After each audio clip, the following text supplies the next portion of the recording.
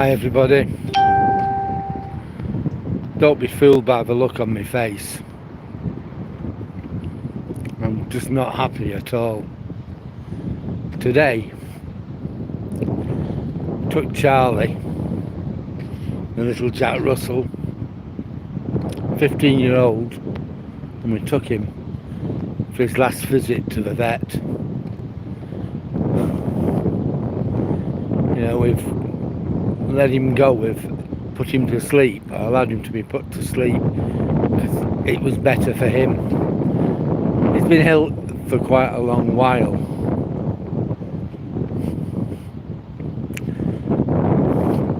Well, he had diabetes. So sorry, I've got diabetes. No, he had waterworks trouble and dementia. So it's been pretty hard, really. He hasn't been able to control himself or anything. Not been able to get up, no energy, and lately he's stopped eating. It's the hardest thing in the world to let go. But sometimes you've got to think to yourself, I have to do the right thing. Not for me, but for Charlie. And as hard as it was, I did what I had to do. That was today at 12:15. I feel really raw over it. I still feel bad. I'm hurt. We had him over all them years. He's been an exemplary little dog.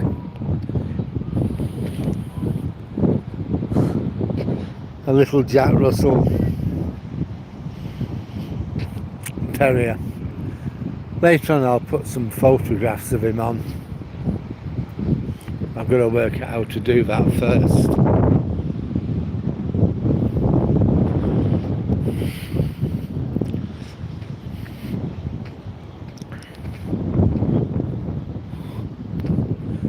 No, I'm so sorry about it. It was cruel to keep him alive. I sort of got that, I understood that. But it's still hard to let go.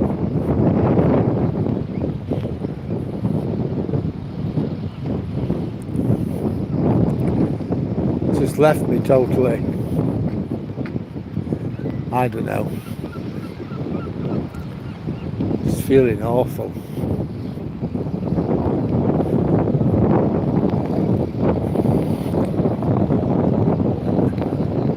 In one way, it's like, other than me old Duchess, it's like my last link as well with my mum. My mum knew both Alfie and Charlie. Alfie was my other dog, he died just over a year ago.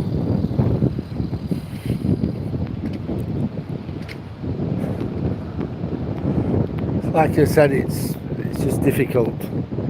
Just hard, and it hurts. But that was like the last living link, other than the old Duchess I have, with my mum. She loved our dogs. Well, she loved all dogs actually, not just ours.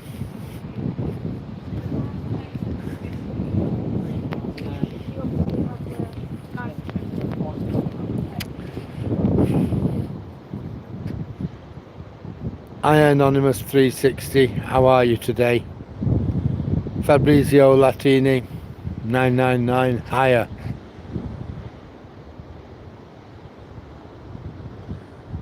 PP Poo Poo, hi. Hi Grandpa, not trying to offend.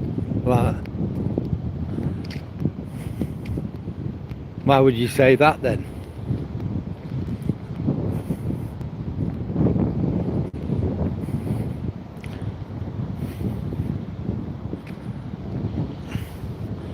pee pee poo poo, I'm not really in the mood right now for little laughs and little jokes. So go and grandpa off, will you? Thank you very much. I feel like I could be your grandpa. How old are you? Calling a guy calling me grandpa.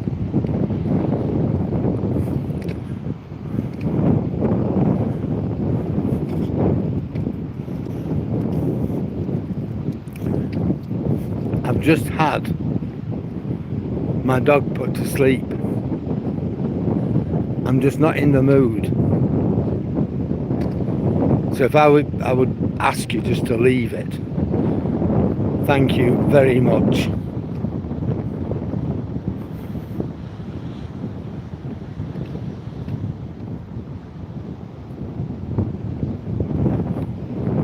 Cheers, mate. Just awful. I just feel awful. I'm just not in the mood at all for jokes, especially like that.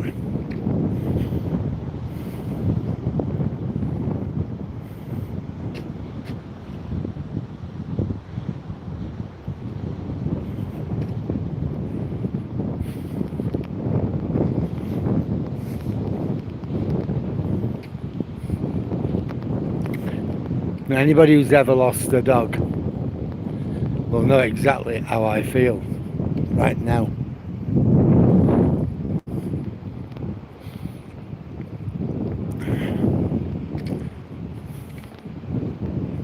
I'm a pretty hard guy. I mean, I'm not physically hard, but you know, I've seen a lot, and it takes a lot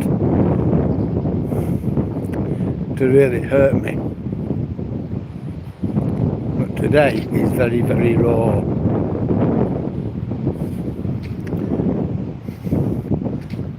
Four hours ago, we still had Charlie. He was alive. I was trying to give him treats.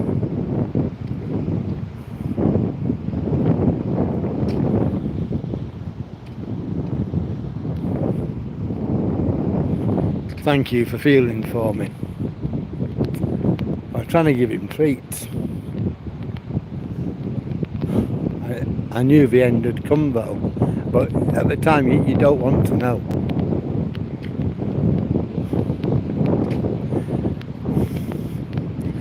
At the same time, you think to yourself, who am I trying to help? Me or the dog? And in all fairness, Charlie been telling me now for at least a couple of weeks, it's time for me to go. It's time for me to go.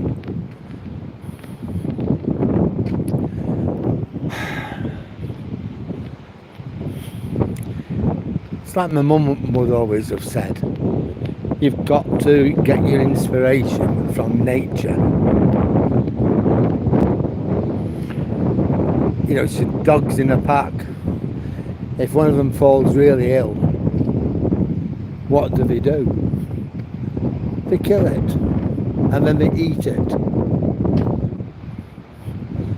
That's the thing, it's to keep the pack going, to help the pack to do what they have to do.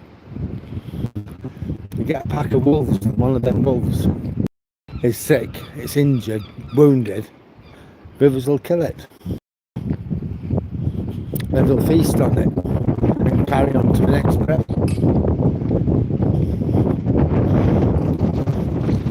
So that's what happened there.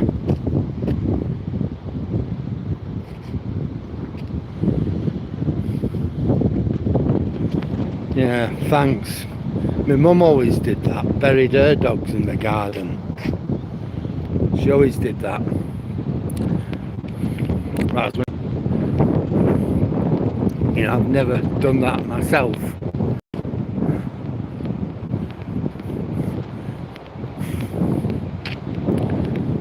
But that was what my mum used to do. This time we'll get Charlie back, but he'll be in a little wooden box, his ashes, which we'll put on the mantelpiece.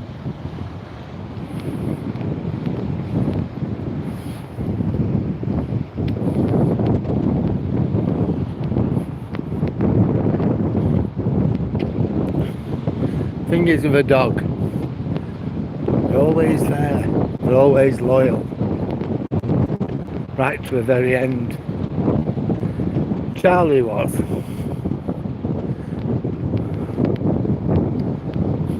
He was a lovely, lovely little boy.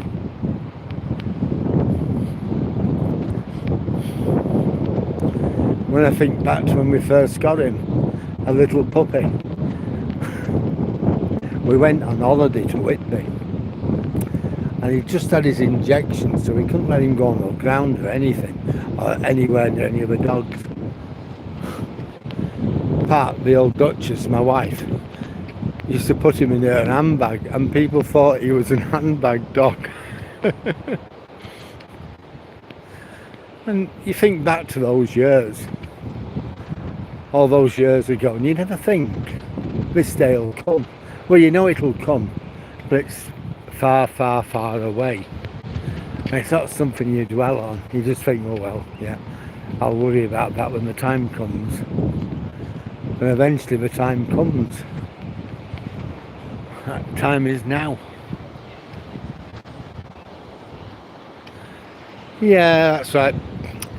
Poo poo wee wee. We still have another dog. He's only 10 months old, so we've got a long while, hopefully, before we lose him. Do I think I'll get another dog?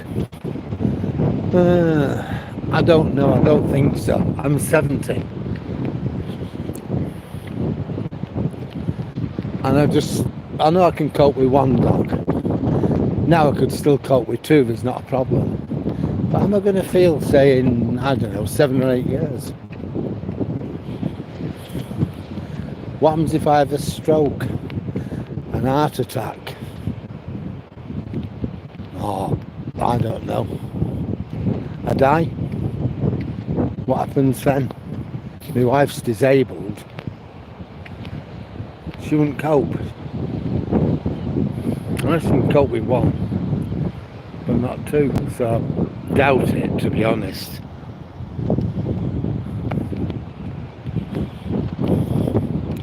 It wouldn't be responsible of me, would it, if I'm honest about it? So no, to answer your question, no, emphatically.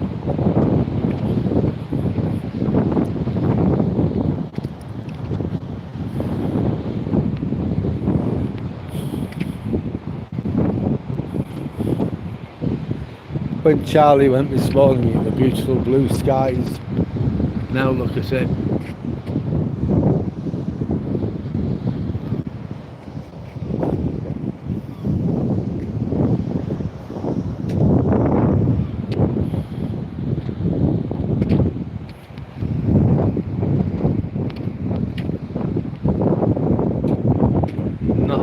Not the best.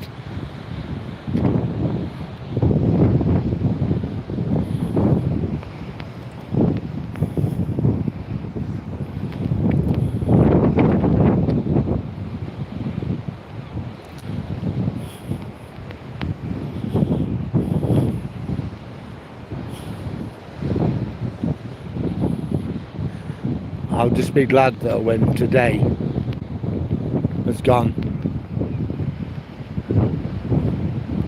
That full cycle, you know. Last night it was on my mind all night. All on my mind this morning. My mind's still raw with it.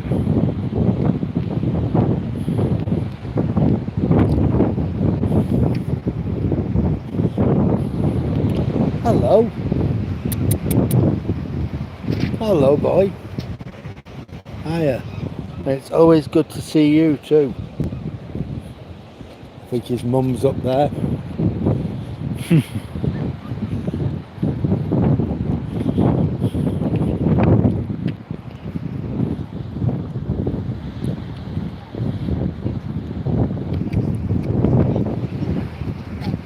Yeah, I know. It's your mum. I know. Come on then.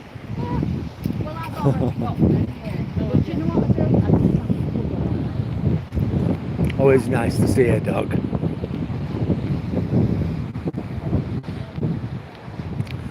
Yeah, it's always nice to stroke them, see them.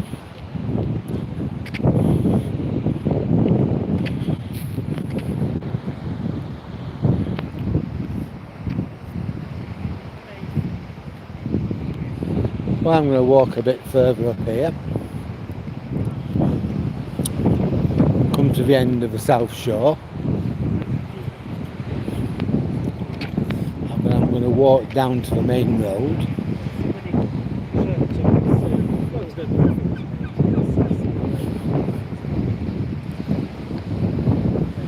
And then after that, come back and walk to the North Shore. And then go home, have my tea,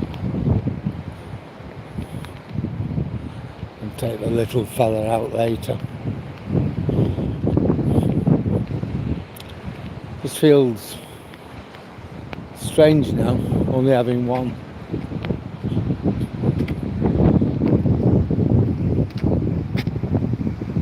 Here we are.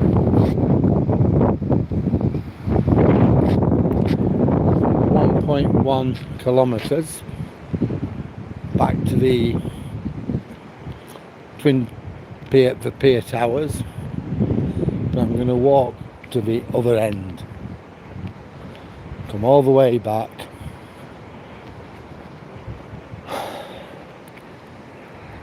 and go home, spend some time with my old Duchess. It's taking a lot out of her as well.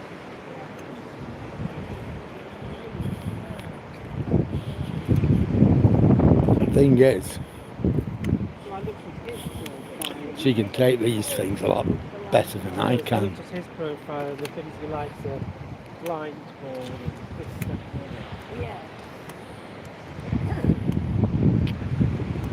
Yeah, no problem at all. Pee pee poo poo. At first I thought you were taking a mickey out of me, but so I'm sorry for the way I spoke to you as well. Look, if you like what I put down, you can always like, comment, which you have done, share, or even subscribe. I do lots of walks along the coast. Yeah, they are very social creatures, the dogs. It's how they live, isn't it? In the wild, you know, they live as a pack. With us, we join a pack. Oh, thank you very much, pee pee poo poo. That is really nice of you, and generous of you too. Thank you very much.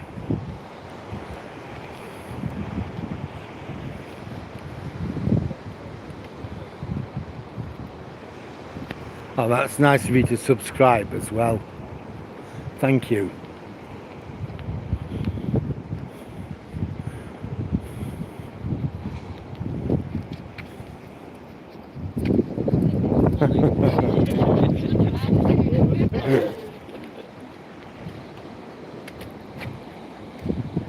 Yeah, I'm okay, Nicola.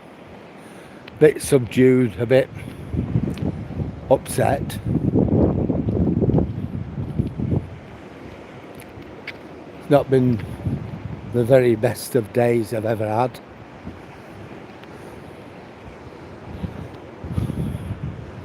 So, you know, it's not what I wanted to do, but it's what I had to do.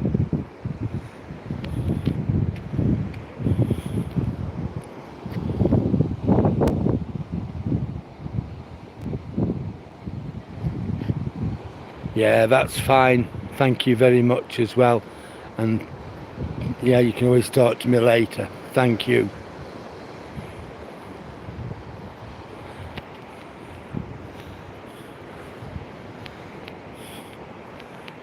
Yeah, I mean, when we took him to the vet, it was over in a matter of minutes.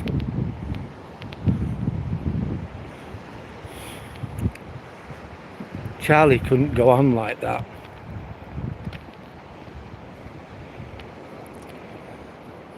It wouldn't have been right for us to let him. We'd done our best. The vet had done what he could do. And you end up at that time and you've got to say, what is better for Charlie? What are his best interests? And that's when you make that onerous decision. I was dreading it.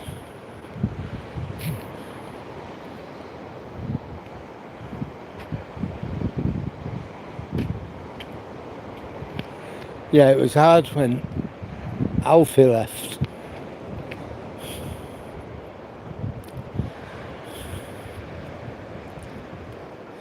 It was hard on Charlie. Well, it was hard on your mum, it was hard on me. And then we got used to that. And then Toby came. And that wrecked Charlie's little world.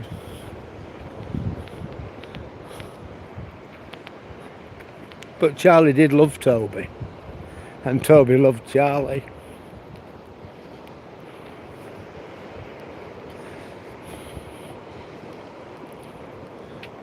No, I just know I did the right thing though. It's always a matter of judgment and making the right call at the right time.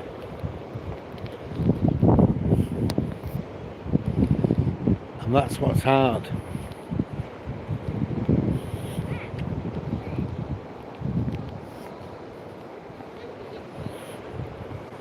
It's knowing when to make that call.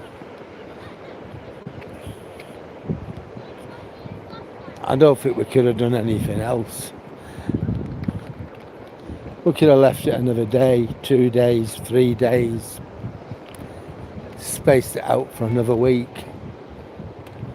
He'd have got worse, he'd stopped eating. It'd have got worse and worse and worse. And there'd have been no respite from it.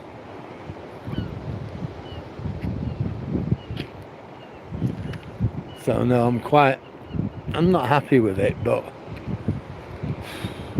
I was resolved to it. And I accept that I couldn't have done anything else. You know, decisions are funny things. Making a wrong decision's not good. Making the right decision's always good. But even if you make a wrong decision, it's still better than making no decision. Every time it's better.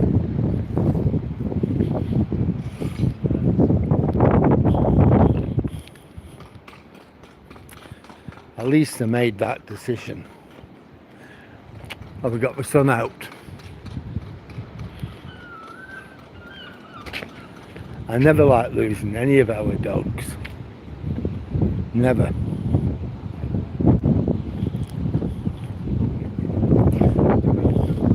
The problem is, as soon as you take a dog into your home, you know the time will come and they're going to go. And you know it's going to hurt like hell.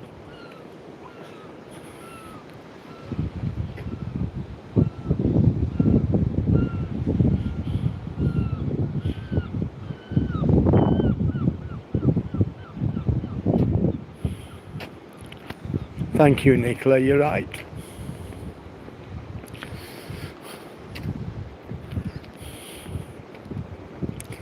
We had to do what was right for Charlie. And we did.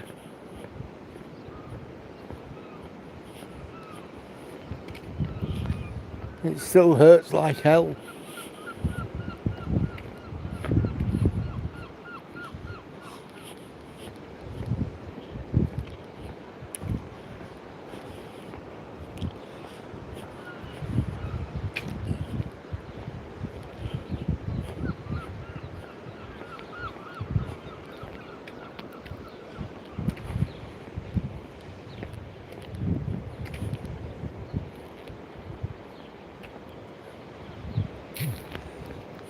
He did that.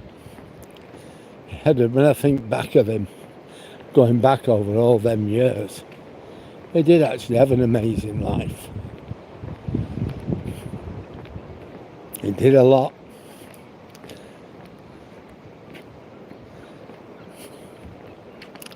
He had a fantastic time. Some of the things he did, he was spoiled a bit as well, just a little bit.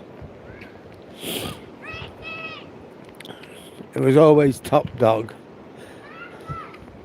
from coming to us to leaving us.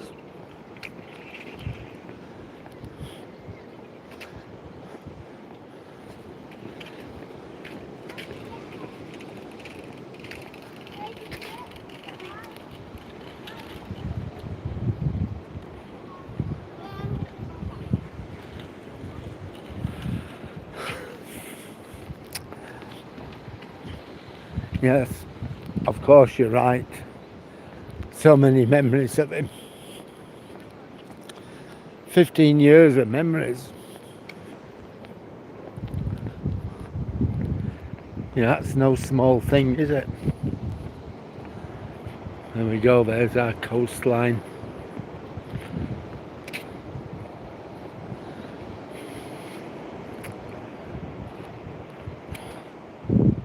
I've not even got Toby with me.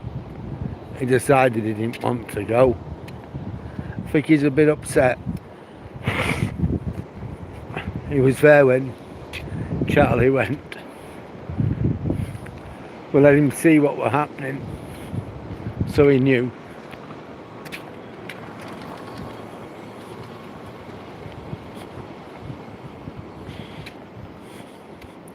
And he's been a bit subdued this afternoon. I thought, take him out. Let's just go out. But he didn't want to. So he's at home with his mum. And I'm here.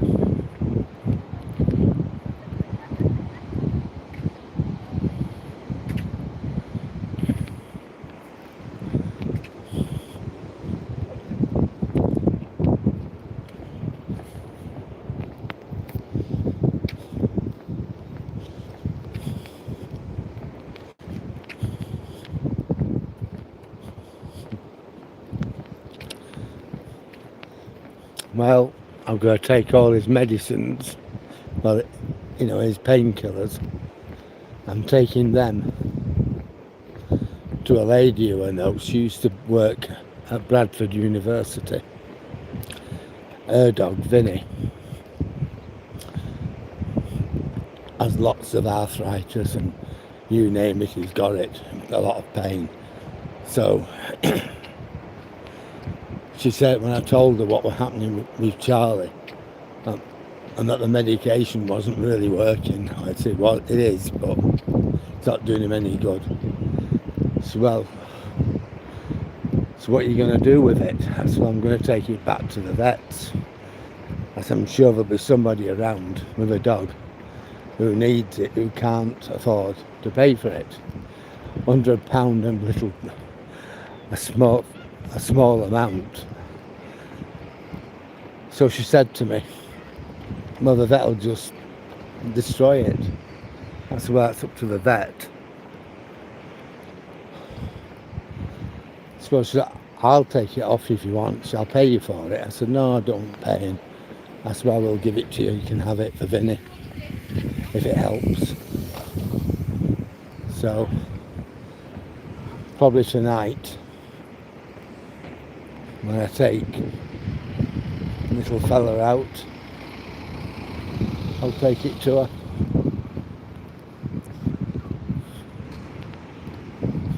Vinny was Charlie's mate. He didn't bother with any other dog. He loved Charlie.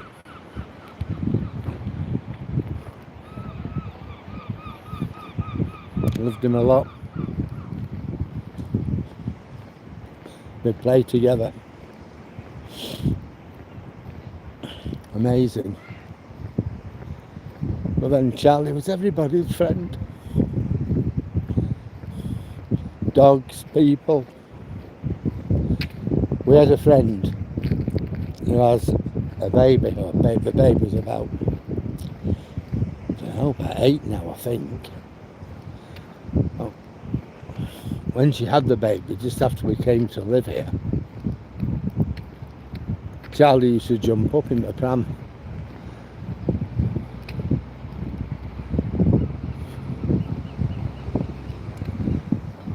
I'm going to put some pictures on here for people to see Charlie. I won't do it in this video. I should have done it beforehand.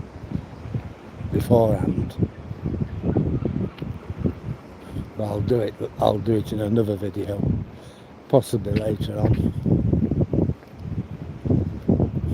They're all on my Facebook page anyway.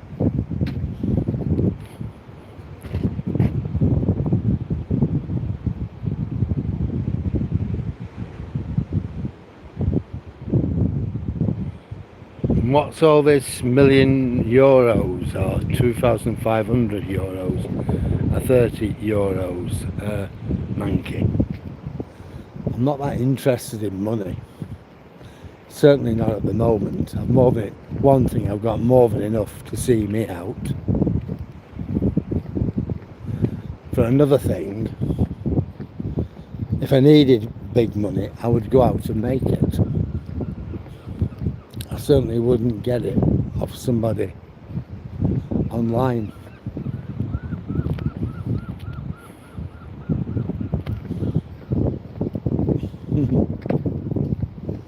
Or a little pack coming up.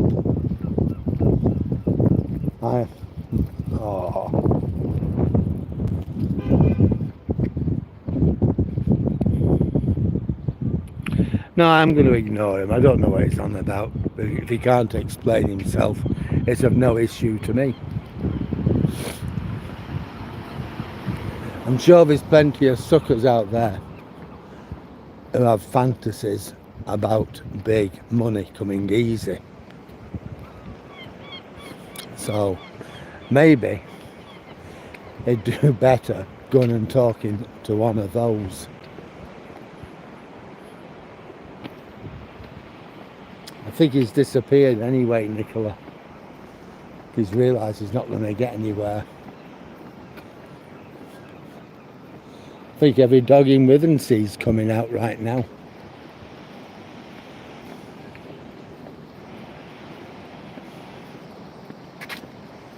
Hiya. Are you alright? You know Charlie? Yeah. Well, he's had to go. Oh. Yeah.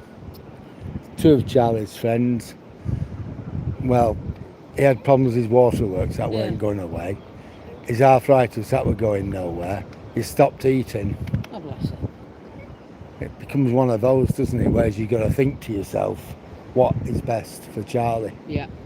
So this afternoon, we took him to the vet. He went peacefully. That's the only consolation you can take, innit? Yeah. The other consolation I've got is we could have kept trying against hope, and that's not helping him, is it? No, if they're suffering, it's always best thing to do. Yeah, you got to think what's best for them. Of course you have. Of course you have. Well, I'm really sorry to hear that. I know. I knew you would. I'll miss him. We'll miss seeing him. You're going to miss your little mate, aren't you, pair of you? He's not been out for about just under a week. No, we haven't seen you. No, he hasn't been. We took the other one out, but we go out on long walks. Yeah. But Charlie, we're just limited to Valley Gardens, and we haven't been out there. Charlie must be going on for a week. It's just been too much. No, I'm really sorry to hear that. Yeah, I knew you would. That's No trouble. Just all being quiet. Toby's. He was with him. Yeah, he was with him when he went. Yeah. Which was good. He could see what was happening. Yeah. And he's at home. I tried to get him to come out, but he didn't want to come out. No. He wanted to stay with his mother. I'm totally sorry to hear that. Really am. Thanks. Alright, we'll miss him. We will miss him. I know. Take care anyway. You too. Look Both after of you. yourself. And you. Bye.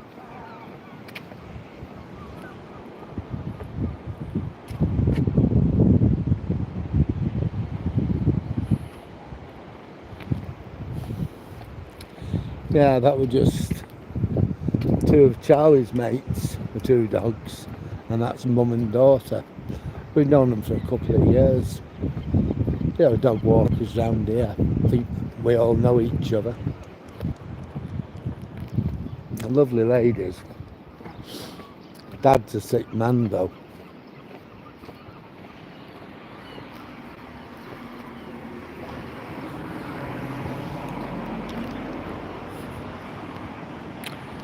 See, the lifeguards are out. Tide times.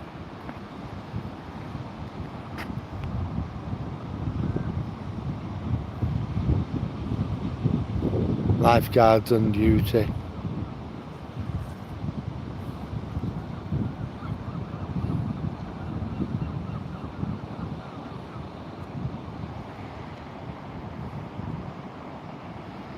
Always best if you're out with the kids, anybody. Look for the flags and try and stay within the flags where you've got kids.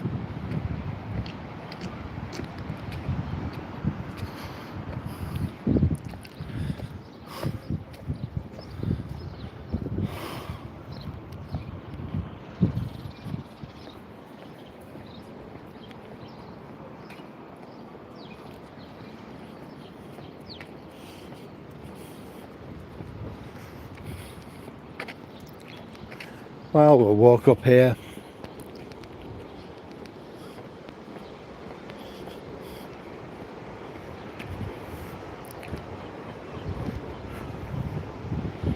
Oh, look at the sea.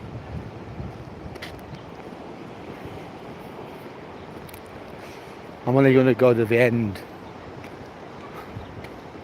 of the prom, the north end, and I'm going to turn around and go home.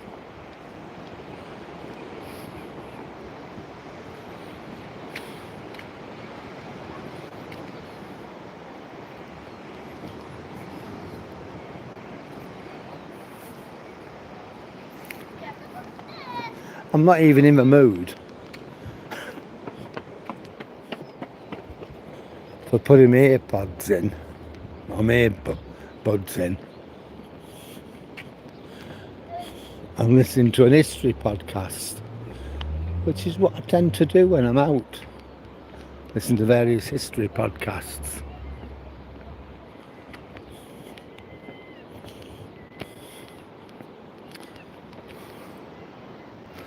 Last night I was listening to William Beveridge, and what else was I listening to? George F. Kennan talking about containment of the Soviet Union in the early years after the war. George F. Kennan was quite famous in his day. He talked about containment of the Soviet Union, preventing all-out war, but containing them economically, politically and diplomatically. It was quite good. He gave his reasons for not wanting a war. He talked about Churchill's plan, and that was to rearm the Wehrmacht and SS following World War II, along with British and American troops, to liberate Poland.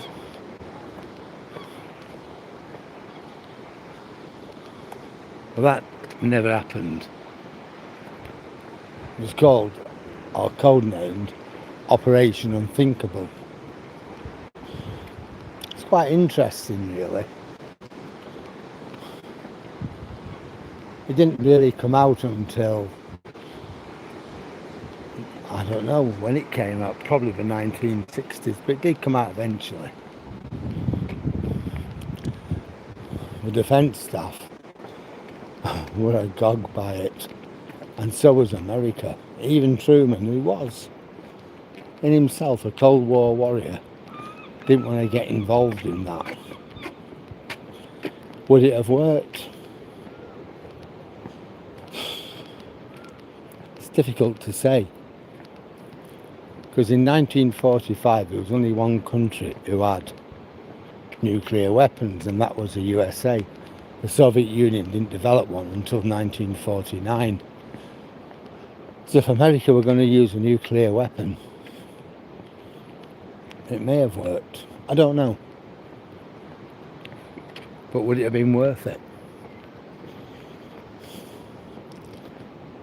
I don't know. I don't know the answers to that. Personally, I don't think so, but who can say?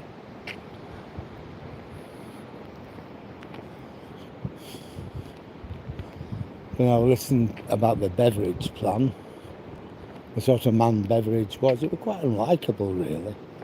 Although he was a father of what came to be known as a welfare state.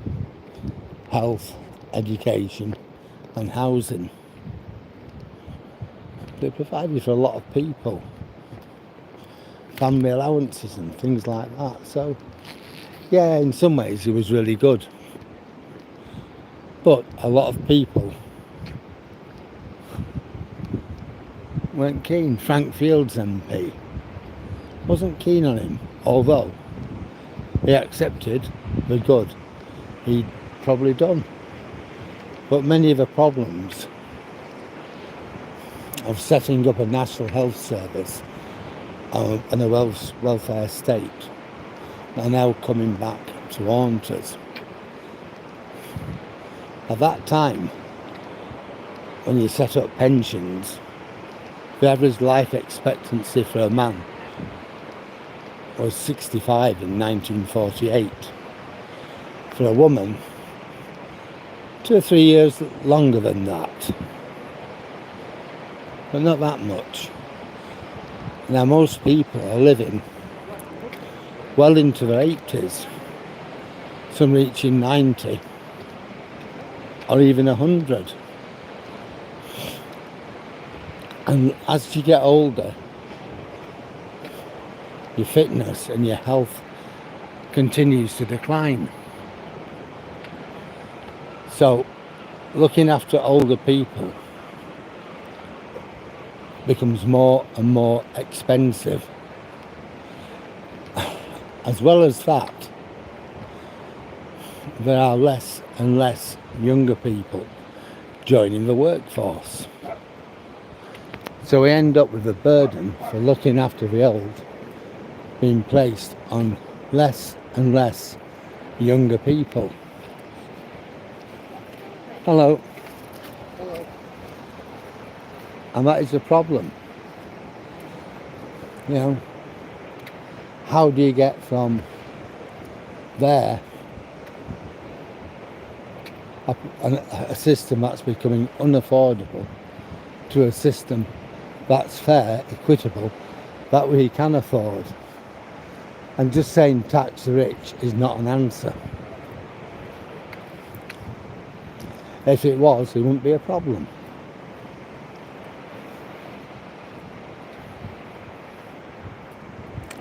Anyway,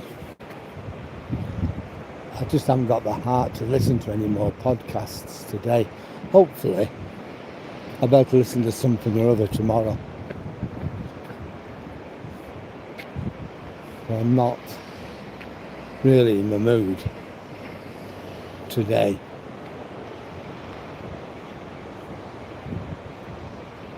Well, I've come to the end of here and I'm going to turn round